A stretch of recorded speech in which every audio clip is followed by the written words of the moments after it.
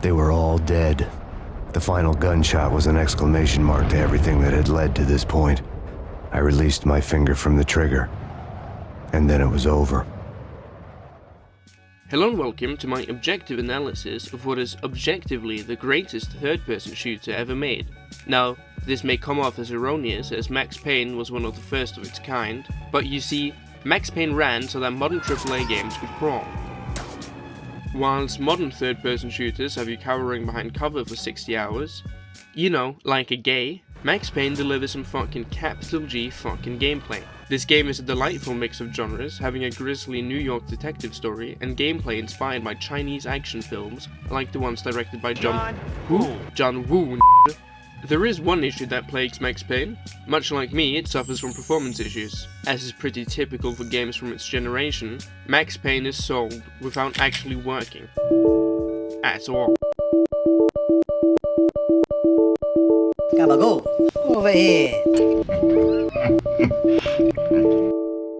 Cutscenes stretch and dialogue is inaudible. Both issues can be fixed with the complete fix pack. And if you happen to be a dirty red, you're gonna need to use a hex editor. After having fixed these issues myself, I was left with a severe mouse stuttering issue which rendered the game unplayable. After spending hours troubleshooting, I consulted the forums, and a person by the name of Dark J responded, singling out FPS as a likely issue. Dark J is the person who compiled the complete fix pack, mentioned earlier, as well as having made some of the mods within it. I of course blew him off, considering that I had already tried limiting my FPS without it having any effect, and after many more frustrating hours of troubleshooting, it turned out to be caused by a high frame rate. The silver lining here is that this startup window was running at a crisp 60 the entire time. Now, with all of this being said, could this game really be worth all the hours of pain needed to simply run it? I get a kick out of blue. There's only one beer left. Rappers screaming all in our ears like we're deaf. Tempt me, do a number on a label. Beat up all the MCs and drink them under the table like it's on me. Put it on my tab, kid, however you get there. Foot it, cab it, iron horse it, and leave it on your face, forfeit. Across the mic, hold it like the heat, he might toss it. Told her, tell him they stole it. He told her he lost it. She told him get off it and a bunch of other more shit. Getting money, DTs be getting no new leads. It's like he eating watermelon, stay spitting new seeds. It's the weed, give me some of what he drooping off. As soon as he wake up, choking like it was whooping cough. They grouping soft. First hour at the open bar and they trooping off. He went to go laugh and get some head by the side road. She asked him autograph her derriere red to wide load. This yard bird tastes like fried toad turd, love villain. Take pride in cold words, crooked eye mode, nerd geek with a cold heart. Probably still be speaking in rhymes as an old fart. Study how to eat to die by the pizza guy. No, he's not too fly to skeet in the squeeze a eye and squeeze a thigh. Maybe give her curves a feel the same way she feel it when you flow with nerves of steel. They call her super when they need their back plumbing fix. How is only one left? The pack coming 6. Whatever happened to 2 and 3? A herb tried to slide with 4 and 5 and got caught. Like what you doing, G? Don't make them have to get cutting like truancy. Matter of fact, not for nothing right now, you and me, looser than a pair of Adidas. I hope you brought your spare tweeters. MCs sound like cheerleaders, rapping and dancing like Redhead Kingpin. Doom came to do the thing again, no matter who be blingin'. He do it for the smelly hubbies. Seeds know what time it is, like it's time for Teletubbies. Few can do it, even fewer can sell it. Take it from the dude who wear a mask like a tarted helmet. He plot shows like robberies. In and out, 1, 2, 3, nobody's pleased. Run the cash and you won't get a wet sweatshirt. The mic is the shotty, nobody move, nobody get hurt. Bring heat like the boy done go on the wall. He came in the door, and everybody on the floor. A whole string of jobs like we on tour. Every night, on the score, coming to your corner store.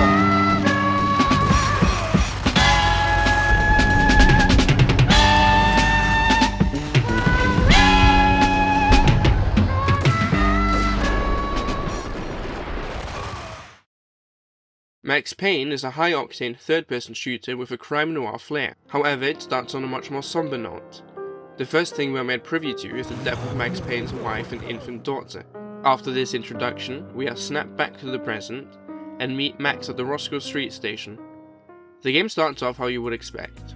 Weaker enemies and weaker guns. Your starting pistol is a Beretta with terrible damage and accuracy. Luckily, you very quickly get an upgrade in the form of the Desert Eagle, a staple of the genre, usually included in all shooter games. The Desert Eagle is a high caliber pistol, which, due to its recoil, must be fired with caution. Gameplay wise, it's a high powered, slow firing and accurate weapon. Alright, so this is a good time to talk about the guns in this game, or perhaps rather, the person handling them. Perhaps an entire container of painkillers every minute is not the greatest for basic motor function, as Max seemingly has the aim of a senile 90-year-old with Parkinson's, mid-stroke. This might be frustrating at first, however, it only serves to further facilitate the intended gameplay, which relies upon fast movement and spamming bullets in the general direction of your enemies. Max Payne is yet another game where you're a one-man army facing a vast assortment of enemies. Whilst most games would accomplish this by making your character stronger than the enemies, Max Payne differs. Max is just as fragile, and soon enough more fragile than the enemies you are fighting. And he has to drop him. Yeah, you're dead. No, I'm dead. What? Your win condition is then based upon your ability to outmaneuver your enemies. This is where bullet time comes in, allowing you much enhanced reactions. The reason bullet time works so well is because it doesn't explicitly power up your character. You are just as fragile and deal the same amount of damage, but your capacity to outmaneuver your opponents is greatly enhanced. Bullets are also actual objects within the game instead of being hit scan, and they move at about the pace of a Nerf dart. You are soon given more weapons, the pump-action shotgun, which is this game's sniper rifle, and another Beretta, successfully turning water into wine. As for the story, Max Payne, due to its abysmal budget, uses still images in the format of comic book strips to deliver its story. This is quite a cool creative choice, however, actors are expensive, and therefore the models used are the developers and whomever else they could get their hands on. For instance, Max Payne is played by Sam Lake, and the main antagonist by his mum.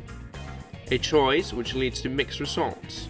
Max Payne has quite a lot of comedic value due to this, and the inherent nature of Italians. He's a fake! As well as the game not always taking itself too seriously. Red, blue, or green? It's always red or blue in the movies. So, green? No, not the green. There's also the in-game television, which adds some character. They're hiding behind them, and they both turn to look at me with cold eyes. And the flamingo speaks again. I have no idea what that means.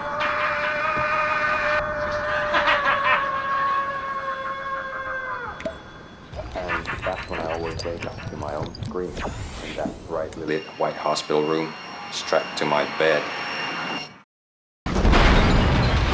Max Payne is an undercover cop investigating a powerful new drug called Valkyr. He is called over to the Roscoe Street station to meet BB and Alex. The game goes out of its way to mention the fact that they are the only cops who know of Max's identity and his role undercover.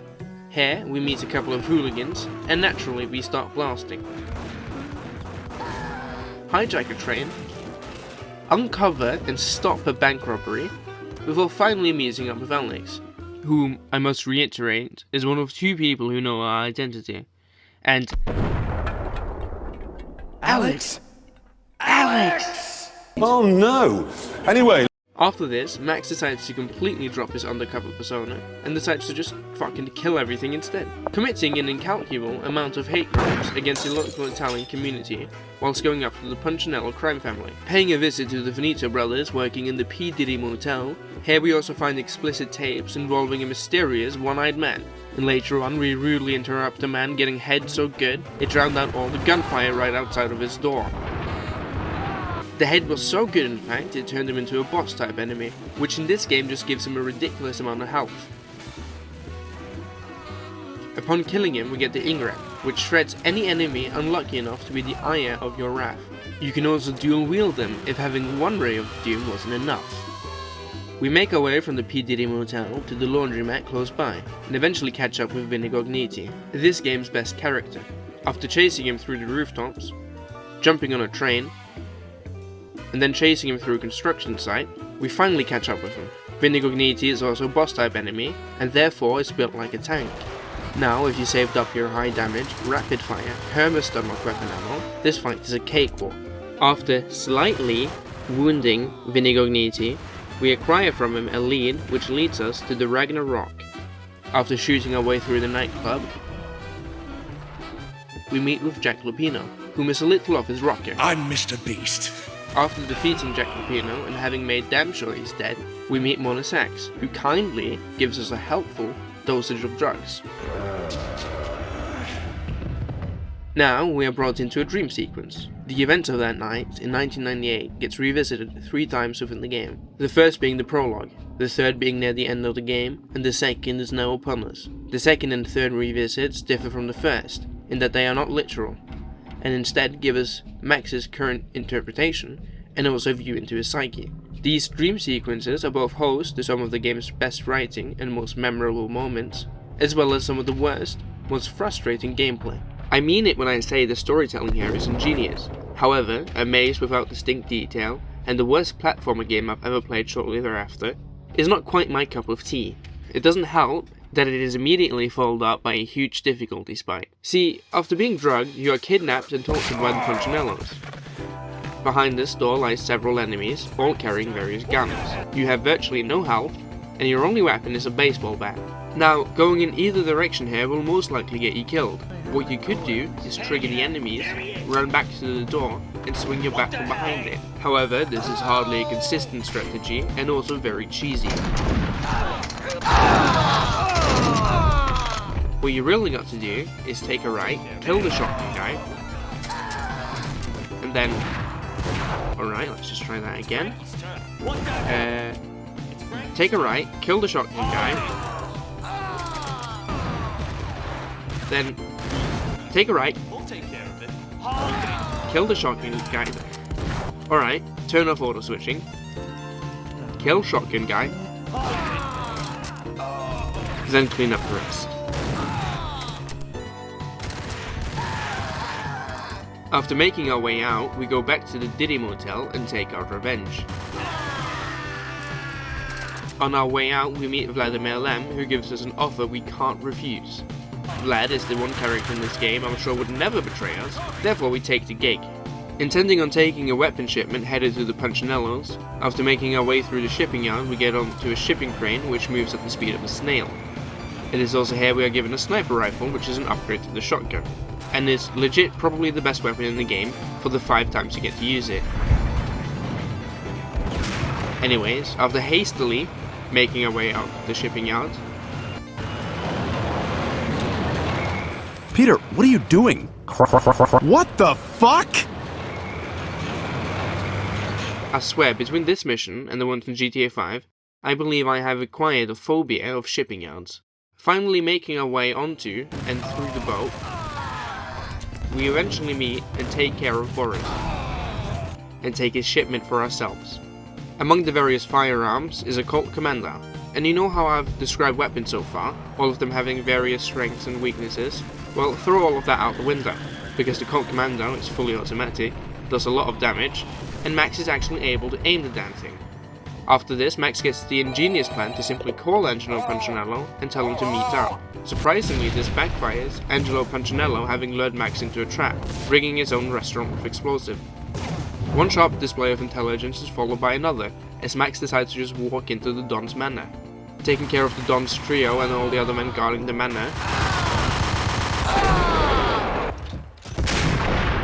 and then eventually catching up to Angelo Punchinello, the main antagonist of this game.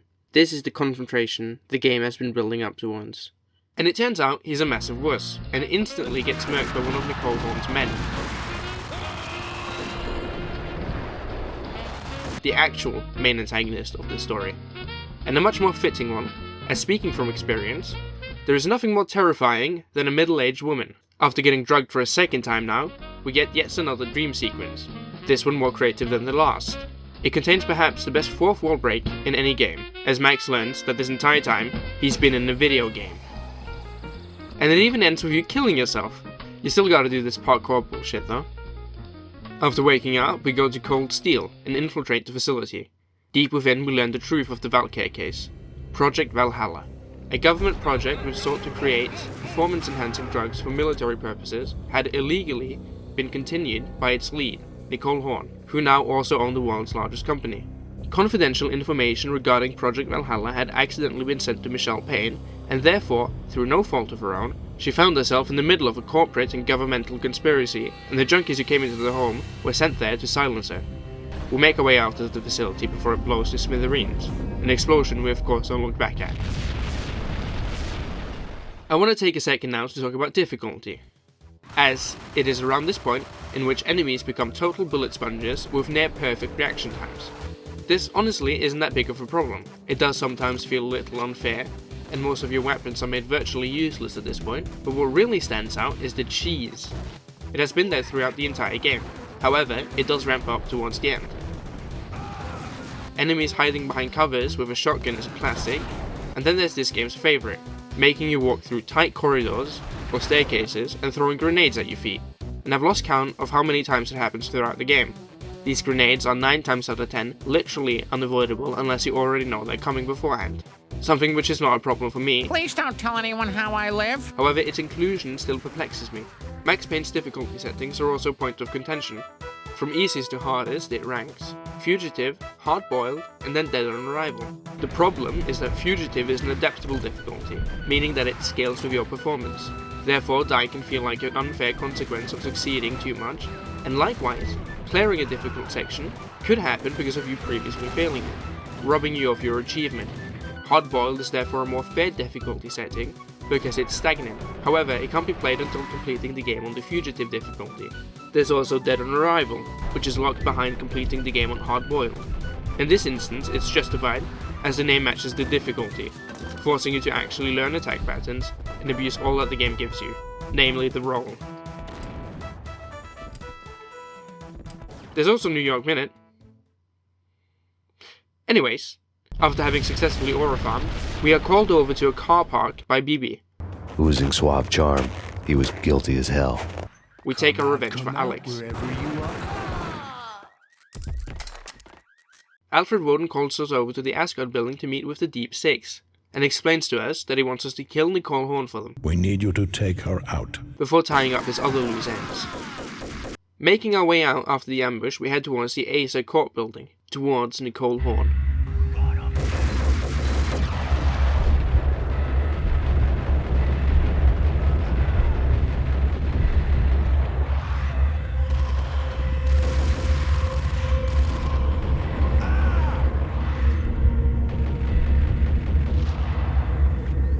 Snaking our way through the building, we're approaching our final confrontation.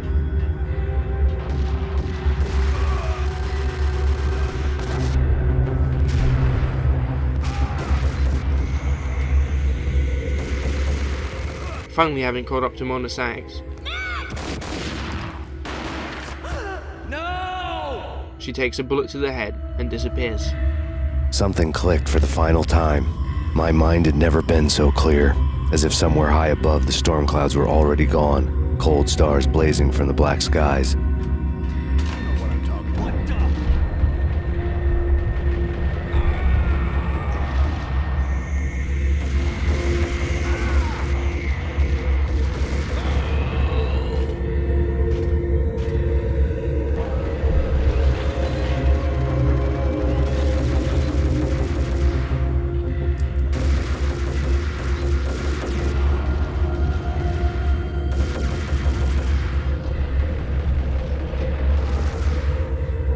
It's ridiculous you've made it this far.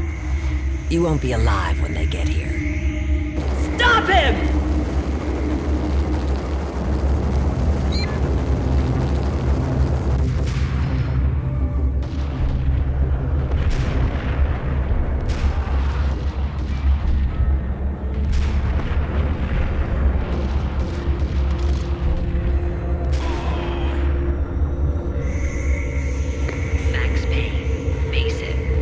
Up against an unbeatable force.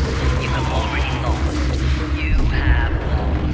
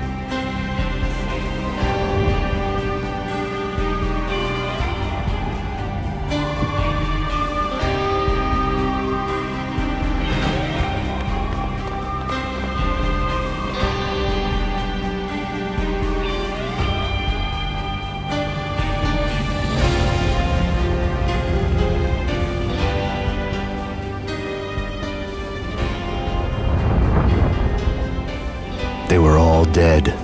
The final gunshot was an exclamation mark to everything that had led to this point. I released my finger from the trigger. Max Payne, despite its age, is still an incredible game. This is, perhaps, not because of its strength specifically, but because it has received so little in terms of iteration. This image is a popular meme within the Max Payne community. It's been nearly 25 years, yet it still holds true. It seems that all we're gonna get now is a remaster, which I am of course excited about, but I've already had to play the same game a bit too much. Max Payne is not without its flaws. In fact, it has quite a lot of them. Yet still, there's nothing quite like it.